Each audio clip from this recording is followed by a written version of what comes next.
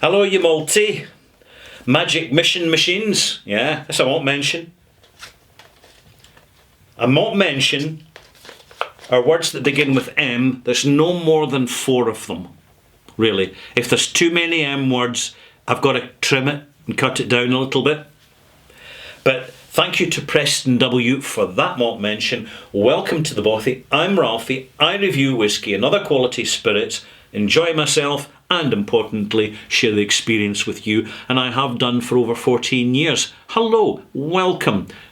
Pull yourself up a seat, pour a wee dram, kick back, and make sure your mobile device is on silent, because you are now about to have a malt moment in Ralphie Review 1013 Extras. And this malt moment is a little bit different because, in fact, it's a bourbon moment. And I have been explaining as part of my previous review, 1013, that the reason that Rare Breed crops up for more than 1 year running in the online Scotch Whisky Awards, that's OSWA, oswa.co.uk,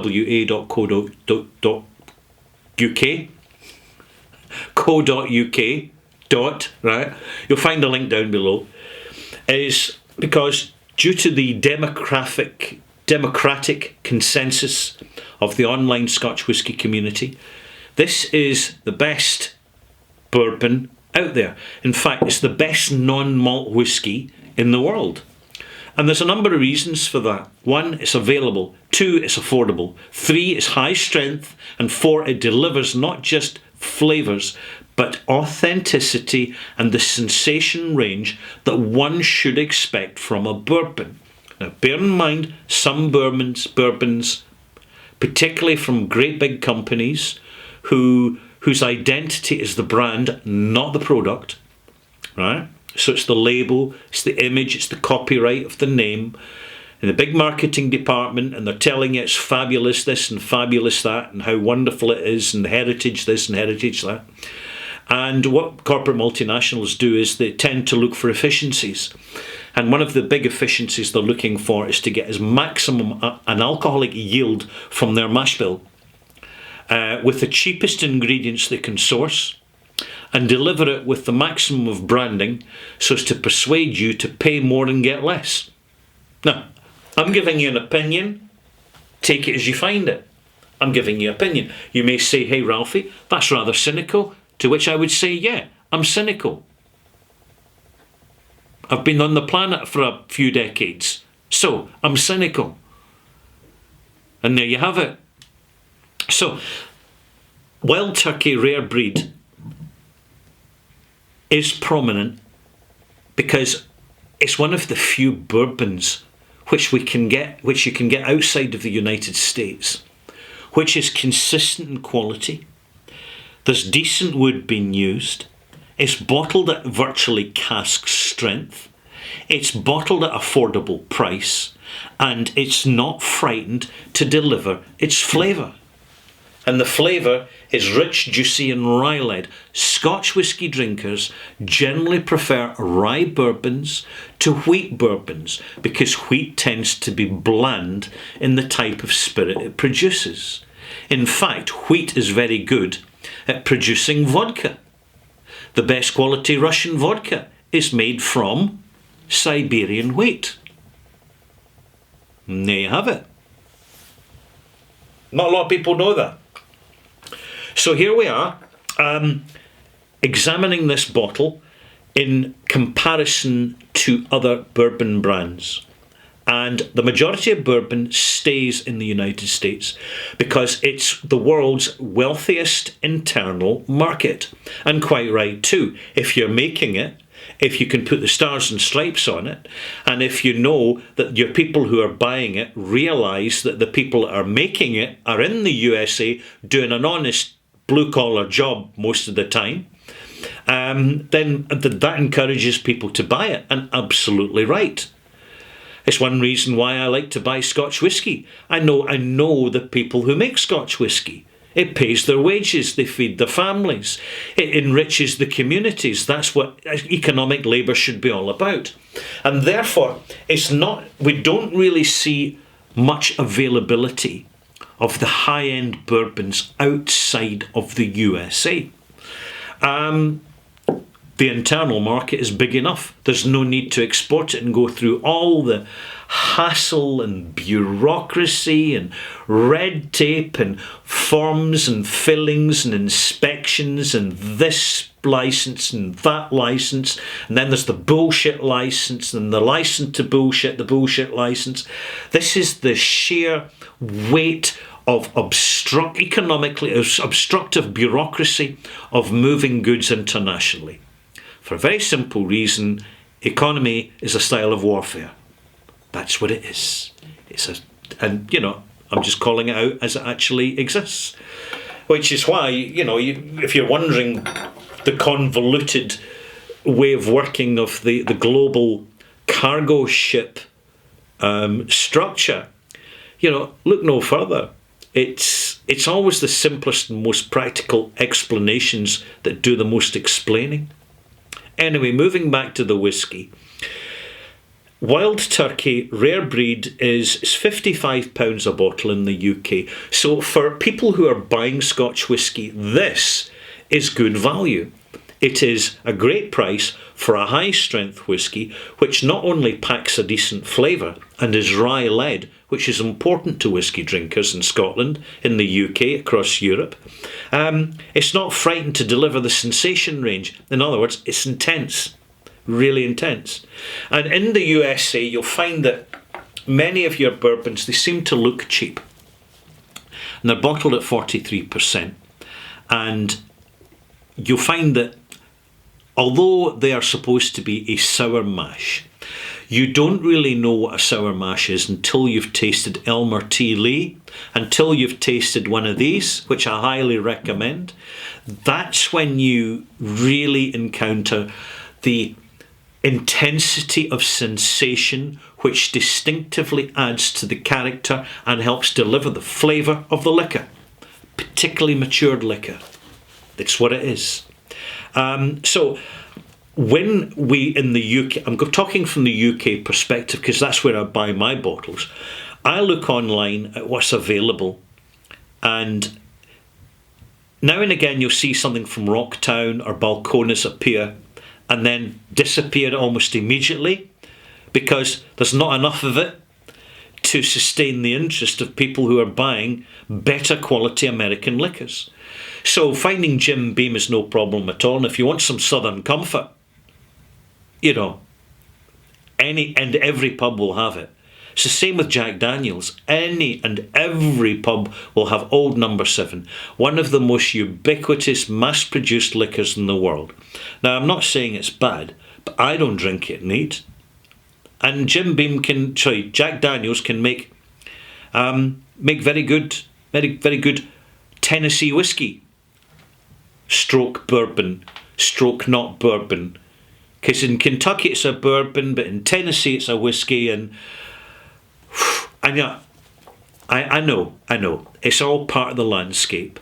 But at times, for non-Americans, you end up, you really feel that you can't even comment about anything because you're going to get some tiny little technical detail not quite right.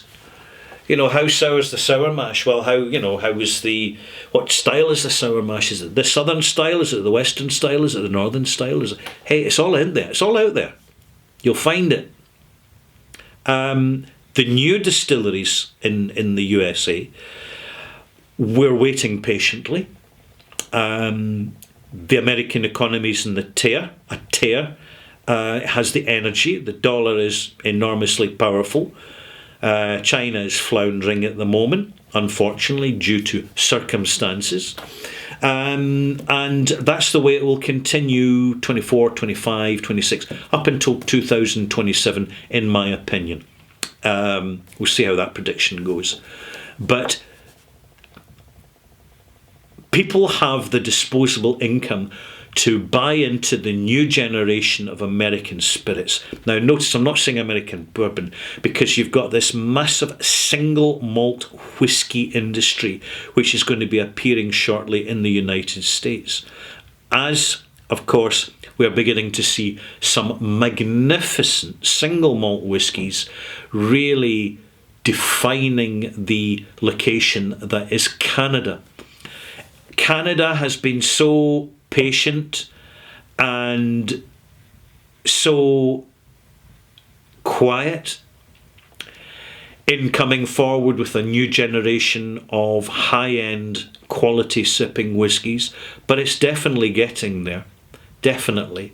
And I know that the bureaucracy and the absurd level of willfully obstructive taxation which goes on in Canada, I mean, all I'd say to Canadians is just go down the rabbit hole, because what you find will seriously shock you. It really will. I'll leave it at that. But we see this globalization of flavour and smell signatures, particularly flavours. It's one of the great ways of discovering a culture, discovering a location, discovering styles, and in a way you can connect to United States by watching YouTube videos of rodeos, for example, or LARPing, or anything that's not Hollywood, anything that's real United States. But see, when you do it with a decent bourbon or American whiskey, it really amplifies it. It gives it more prominence. And you'll notice that in this extras, I've really been winging it and ad-libbing it in my presentation in this one, because I'm doing so for a reason. I'm just trying to show the bigger picture of a spirit's interpretation once it leaves its own country, and how when a spirit like this bourbon has left the United States, it's gone to Europe, it's ended up in the UK. I've bought a bottle because it's an OSWA winner. I'm sipping it. I'm saying, right, this is what I'm getting. This is what I'm enjoying. This is really good value. I don't have a lot of choice out there. I'm not buying Jim Beam. No. I'm not buying Jack Daniels. No. I know the single cask is decent, but it could be a lot better, considering the resources these distilleries have. But it's them, they're not interested. And this is competition. The competition is Scotch whisky. I'm surrounded by Scotch whisky and Irish whisky. It's literally just beyond my fingertips. But through all that, I want a change. I want a change of signature, a change of identity, a change of character, a change of substance. And this is why, despite the fact that I could get Scotch whisky for this price, get Irish whisky for this price, I'm choosing to say, right, I know them, but I want something a little bit different. I want a malternative. And America, particularly the way things are going, the United States, is going to provide some fascinating malternatives. And I don't forget the first time I tasted Balcones Blue Corn. Balcones Blue. That was the first opportunity I ever had in my life to taste a liquor made from indigenous corn and not corporate, multinational, Bayer Monsanto, mega mass-produced corn, exactly the same stuff that's going in a packet of cornflakes. Because that dominates American bourbon, and this is why we know bourbon can be so much more. It can take the stamp of authenticity of its source or origin and culture, and it can be even more so when a distillery says, right, here's our business plan to do everything we possibly can that a corporate multinational doesn't consider important. Job done. Simple mission statement. Real people making real whiskey, hands-on, in distilleries, and the owners putting it out at an accessible price, connecting, relating, engaging, and inviting their audience. They're enthusiasts. They're patrons. To come and visit the distillery. Have a shot at filling your own bottle. I know there's a lot of rules and regulations. Absurd rules and regulations, by the way. There's certain states in the United States that make bourbon where you can't buy it. You know, the distillery can't even let you taste it. This is just bureaucratic bullshit. That's what that is. It's pointless. Pointless, absurd bureaucracy. End of. I'm Ralphie. Just winging it here with my extras on the provenance of spirits and how we interpret and relate to them, how they translate once they cross borders. I hope you've enjoyed this. If you have, click likey, thumbsy uppy, leave a commenty. We'll see you later. Bye-bye.